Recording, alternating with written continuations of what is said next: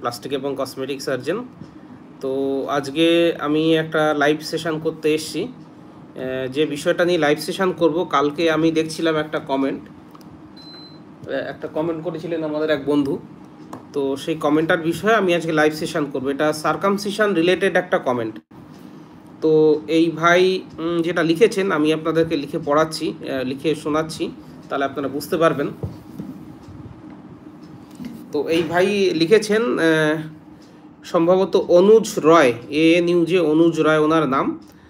তো অনুজ রয় যেটা বলেছেন সেটা হচ্ছে যে, স্যার আমার 18th মে সার্জারি হয়েছিল, 18th মে সার্কামসিশন সার্জারি হয়েছিল at Yashoda hospital, Hyderabad stapler মেথডে হয়েছিল। But after 8 days I found yellow pass.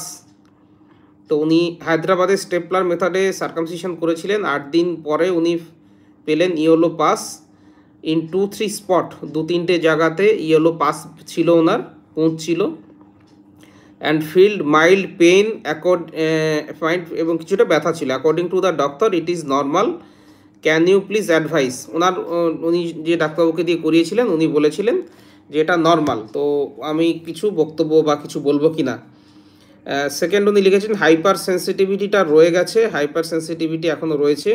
আমি অগমেন্টিন 625 অ্যান্ড আরও একটা মেডিসিন নিচ্ছি, উনি ওষুধ খাচ্ছেন এবং using T bag ointment 3 times per day, এবং টি-ব্যাগ টয়েনমেন্ট উনি লাগাচ্ছেন। বাট পাস আসার কি রিজন, এটা নর্মাল কিনা please guide me sir. I am diabetic but sugar is in control. তো পুজ আসাটা নর্মাল কিনা, এবং উনি ডায়াবেটিক কিন্তু সুগার কন্ট্রোলে রয়েছে, সেই জিনিসটা বলেছেন। তো অ্যাকচুয়ালি এই বিষয়টা নিয়ে কিন্তু আমি আগেও আলোচনা করেছি যে এই যে স্টেপলার সার্কামসিশন আমরা করি, আমি প্রবাবলি সেই সময়টাতে আমি গত বছরে এই ভিডিওটা বা তার আগের বছরে করেছিলাম। আমি তখন বেলজিয়ামে ছিলাম, বেলজিয়ামে থাকতে একটা লাইভ ভিডিও পার্কে বসে করেছিলাম। সেখানে বলেছিলাম যে কোন কোন পরিস্থিতিতে হচ্ছে সার্কামসিশন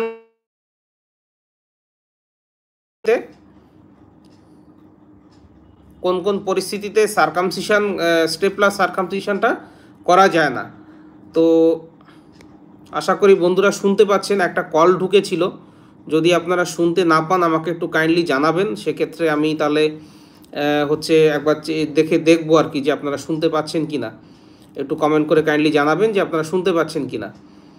তো যাই হোক, সেখানে আমি ব্যাপারটা নিয়ে আলোচনা করেছিলাম। যাই হোক, এবার তাহলে শর্টকাটে বলি যে এই যে ভাই ইনি হায়দ্রাবাদে স্টেপলার সার্কামসিশন করিয়েছেন, 7-8 দিন হয়ে গেছে। এখন যে রিংটা রয়েছে তার চারিদিকে পুঁজ, 2-3 জায়গাতে পুঁজ হয়েছে এবং ইনফেকশান আছে। উনি ওনার ডাক্তারবাবুকে দেখিয়েছিলেন, উনি অগমেন্টিন দিয়েছেন। ইনি কিন্তু ডায়াবেটিক, কিন্তু সুগারের কন্ট্রোলে আছে। ধন্যবাদ, শোনা যাচ্ছে বলে ধন্যবাদ। তাহলে যেটা হচ্ছে এই যে সার্কামসিশন আমরা করি, দেখবেন 2-3টে, তাহলে একটুখানি জাস্ট, যেহেতু এই বিষয়টা কী হয়, পুরোনো ভিডিও তো অনেক সময়তে সব ভিডিও সবার পক্ষে দেখা সম্ভব হয় না। তাহলে এই জায়গাটাতে আমি আরেকবার সার্কামসিশনের ব্যাপারটা একটু আলোচনা করে নিই। সার্কামসিশন হচ্ছে চামড়া যখন পেছনে করা যাচ্ছে না বা ইরেকশন হলে পরে চামড়া পেছনে করা যায় না, তখন আমরা সার্কামসিশন করি। সার্কামসিশন করার বেসিক্যালি 2-3টে মেথড রয়েছে। একটা হচ্ছে কনভেনশনাল মেথড, যেখানে আমরা কাঁচি দিয়ে বা ব্লেড দিয়ে কেটে সার্কামসিশন করি, এটা একটা মেথড। 2 নম্বর মেথড হচ্ছে সিলিকনের রিং থাকে, যেটা স্টেপলার দিয়ে কাটিং করা হয় এবং সিলিকনের রিং থাকে। বিভিন্ন কোম্পানির সিলিকনের রিং পাওয়া যায়, সেগুলো কোম্পানি আলাদা আলাদা নাম রয়েছে। সিলিকনের রিং দিয়ে করলে পরে খুব তাড়াতাড়ি হয়ে যায় এবং দেখতেও সুন্দর হয়, নর্মাল মেথডের থেকে সেলাই করা, কাঁচি দিয়ে কেটে সেলাই করা থেকে সুন্দর হয়। আর একটা আছে যে কম্বিনেশন মেথড, যেখানে আমরা স্টেপলার দিয়ে চামড়াটা কাটছি কিন্তু অ্যাপোজিশনটা সুতো দিয়ে করি। তো এই ভাই দেখুন কোন ক্ষেত্রে হচ্ছে এই সিলিকনের রিংটা দেওয়াটা উচিত হবে না, সেটা এই ভাইয়ের ক্ষেত্রে খুব ভালোভাবে বোঝা যাচ্ছে। একটা হচ্ছে, প্রথম হচ্ছে যারা সুগারের পেশেন্ট, যারা ডায়াবেটিক পেশেন্টের কিন্তু চামড়া খুব নরম হয়। ডায়াবেটিস কিন্তু আমাদের সুগারে, আমরা রক্তে সুগারটা মাপি। তার মানে এই নয় যে শুধুমাত্র সুগার রক্তে বেড়েছে, আমাদের বডির সমস্ত টিস্যুতে, চামড়াতে, হাড়ে, মাংসে, চর্বিতে, সমস্ত জায়গায় সুগার বেড়ে যায়। তো সুগার বাড়লে পরে সুগারে ব্যাকটেরিয়াল গ্রোথটা বেশি হয়। সেই কারণে সুগারের পেশেন্টে দেখবেন পায়ে ঘা হয়ে যাচ্ছে, অন্যান্য এরিয়াতে ঘা হয়ে যাচ্ছে, কাটলে শুকোতে চায় না, এই সমস্যাগুলো হয়। সুতরাং যেখানে আমরা স্টেপলার মেথড দিয়ে যদি করি সুগারের পেশেন্টদের, তাহলে তাদের কিন্তু এই সমস্যাটা হয়। সেই কারণে আমি সুগারের পেশেন্টদেরকে বলি যে দেখুন 100 জনের যদি সুগারের পেশেন্টকে করি বা 10 জন সুগারের পেশেন্টের করলে পরে 7 জনের বিশেষ সমস্যা হবে না যদি সুগার কন্ট্রোলে থাকে, কিন্তু 3 জন পেশেন্টের কিন্তু এই রিংয়ের চারিদিকে অ্যাবসেস ফর্মেশন হওয়ার একটা চান্সেস থাকে, কারণ এটা একটা কন্টিনিউয়াস, রিংটা একটা গোলাকৃতি রিংয়ের মতো জিনিস, তার নিচে কিন্তু পুঁজ জমতে পারে। কিন্তু যদি আমরা সুতো দিয়ে করতাম তাহলে দুটো সুতোর মাঝখানে কিন্তু গ্যাপ থাকছে, সেই গ্যাপটা কিন্তু সবসময় পরিষ্কার করা যাচ্ছে, ভালোভাবে পরিচর্যা করা যাচ্ছে, তাদের ক্ষেত্রে কিন্তু এই আলসারেশনের সম্ভাবনা বা পুঁজ হওয়ার সম্ভাবনা কিন্তু কম থাকে। দ্বিতীয়ত, কখন স্টেপলার বা মানে সিলিকনের রিং ইউজ করা যাবে না, যখন চামড়াটা, ভেতরের চামড়া খুব শক্ত থাকে। কিছু কিছু পেশেন্ট আছেন যারা চামড়া একেবারেই পেছনে করতে পারেন না, তখন আমরা যখন চামড়াটা ওপেন করি তখন দেখা যায় ভেতরের চামড়া শক্ত হয়ে গেছে, খসখসে হয়ে গেছে। তো সিলিকনের রিংয়ের সঙ্গে স্টিলের ছোট ছোট পিন থাকে, এই পিনসগুলো এত শক্তিশালী নয় যে ওই শক্ত চামড়াটাকে কামড়ে ধরে রাখবে। দেখুন, যে দুটো চামড়া কাটিং করা হলো যে মেথডে করুক, সেটাকে অন্তত 10টা দিন পাশাপাশি রাখলে পরে তবে সেই জায়গাটা জুড়বে। আমাদের কোথাও কেটে গেলে দেখবেন 10 দিন লাগে অন্তত জায়গাটা পুরোপুরি সিল হতে। তো যদি তার আগেই সিলিকনের রিং খুলে চলে আসে, কারণ খুব হালকাভাবে ধরে রয়েছে, ইরেকশন হলো বা ড্রেসিং করতে গেলেন দেখা হলো সিলিকনের রিংগুলো খুলে আসা শুরু হয়ে গেল, সেক্ষেত্রে আবার কিন্তু চামড়াটা ফাঁকা হয়ে যাবে, আবার সেলাই করতে হয়। তাহলে যাদের চামড়া ডায়াবেটিক বা খুব পাতলা, আবার যাদের চামড়া তাদের ক্ষেত্রে ঘা হয়ে যাচ্ছে, আর যাদের চামড়া খুব মোটা ঘা তৈরি হয়ে যাচ্ছে, তাদের ক্ষেত্রে আগে আগে খুলে যাচ্ছে, তাহলে এই দুটো সমস্যা কিন্তু এই দুটো ক্ষেত্রে সিলিকন রিং করা যাবে না। আর 3 নম্বর হচ্ছে যাদের ক্ষেত্রে চামড়া খুব কম থাকে, কিছু কিছু পেশেন্ট থাকে যাদের একেবারে ইনইলাস্টিক চামড়া থাকে, তাদের ক্ষেত্রেও কিন্তু সিলিকনের রিং ইউজ করাটা উচিত হবে না।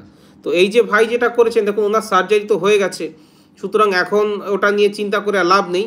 আমরা কামনা করব যে ওনার সিলিকনের রিংটা খুলে আসুক।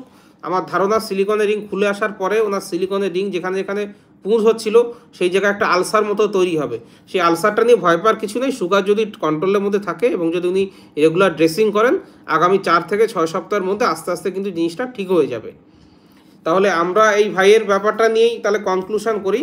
উনি যেটা বলেছেন যে 18ই মে হায়দ্রাবাদে উনি স্টেপলার সার্কামসিশন করেছিলেন, 8 দিন পরে উনি পাচ্ছেন যে সিলিকনের নিচে পুঁজ জমে গেছে। এটা নর্মাল কিনা? না ভাই, এটা একেবারেই নর্মাল না, এরকম হওয়ার কথা নয়।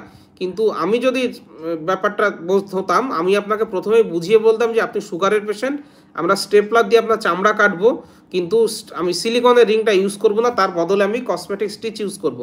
এটাকে হাইব্রিড সার্কামসিশন বলে। আমার একাধিক ভিডিও এই কসমেটিক স্টিচ সার্কামসিশন বা হাইব্রিড সার্কামসিশনের উপর দেওয়া আছে, আপনারা দেখতে পারেন। ওনাকে ওষুধ দেওয়া হয়েছে, অগমেন্টিন দিয়েছে 625, খুব স্বাভাবিক, অ্যান্টিবায়োটিক, এটা সঙ্গে আরেকটা মেডিসিন নিচ্ছে, সেটা সম্ভবত ব্যথা বা গ্যাসের ওষুধ হবে, এবং অয়েনমেন্ট ইউজ করছেন। এটা ইউজ করুন। সিলিকনের রিং পড়ে গেলে পরে হালকা একটু ঘা তৈরি হতে পারে, সেখানে এই মলমগুলো ইউজ করলে আগামী 6 থেকে 8 সপ্তাহে ঠিক হয়ে যাবে। আর একটা যে হাইপার সেন্সিটিভিটি রয়ে গেছে, এই যাদের সার্কামসিশন বা ফাইমোসিসের সমস্যা থাকে তাদের গ্ল্যান্স পেইন্সে কিন্তু একটু হাইপার সেন্সিটিভ হয়। এবং দ্বিতীয়ত হচ্ছে, যেহেতু আপনি সুগারের পেশেন্ট, আপনার চামড়াতে ব্যাকটেরিয়াগুলো রয়েছে, সেই কারণে কিন্তু সেন্সিটিভিটিটা আমি দেখেছি সুগারের পেশেন্ট যাদের, তাদের কিন্তু হাইপার সেন্সিটিভিটি একটু সমস্যা করে। এটা নিয়ে অসুবিধার কিছু নেই। এই হাইপার সেন্সিটিভিটিটা আগামী 3 থেকে 4 মাসের মধ্যে আস্তে আস্তে নর্মালাইজ হয়ে যাবে। এবং হাইপার সেন্সিটিভিটি থাকলে পরে কিন্তু আর্লি ইজাকুলেশন হয়, যেটা অনেক সময়তেই প্রবলেমেটিক হতে পারে। হাইপার সেন্সিটিভিটিটা ধীরে ধীরে কমে গেলে পরে আপনার পার্সোনাল লাইফে, সেক্সুয়াল লাইফেও কিন্তু উপকার পাবেন। তাহলে বন্ধুরা, আপনারা যারা দেখলেন এই বিষয়ে circumcision, phimosis, paraphimosis, cosmetic circumcision, stapler circumcision, hybrid circumcision, tight frenulum, এই সমস্ত ডায়াবেটিক পেশেন্টদের ক্ষেত্রে কিভাবে করা হয়, রিভিশন সার্কামসিশন, এই সমস্ত বিষয়ে ইউটিউবে আমার অনেক ভিডিও রয়েছে, আপনারা দেখবেন, কমেন্ট করবেন। এবং কোনো প্রশ্ন থাকলে পরে আমি আমার ফোন নম্বরটা হোয়াটসঅ্যাপ পিন করে দিচ্ছি, একদম প্রথম কমেন্টেই পেয়ে যাবেন, সেখানে হোয়াটসঅ্যাপে যোগাযোগ করতে পারেন। আর কোনো প্রশ্ন থাকলে অবশ্যই প্রশ্ন করবেন, আমি প্রত্যেকটা প্রশ্নের চেষ্টা করি উত্তর দিতে। আচ্ছা, এবারে কিছু কমেন্ট রয়েছে, সেই কমেন্টগুলো নিয়ে নিই। প্রভাস বিশ্বাস লিখেছেন, ওনার গ্রেড 2 গাইনোকোমাস্টি আছে। ভাই, কস্টের ব্যাপারে আমার ক্লিনিকে কথা বলুন, আমরা নিশ্চয়ই চেষ্টা করব আপনাকে ব্যাপারটা করতে।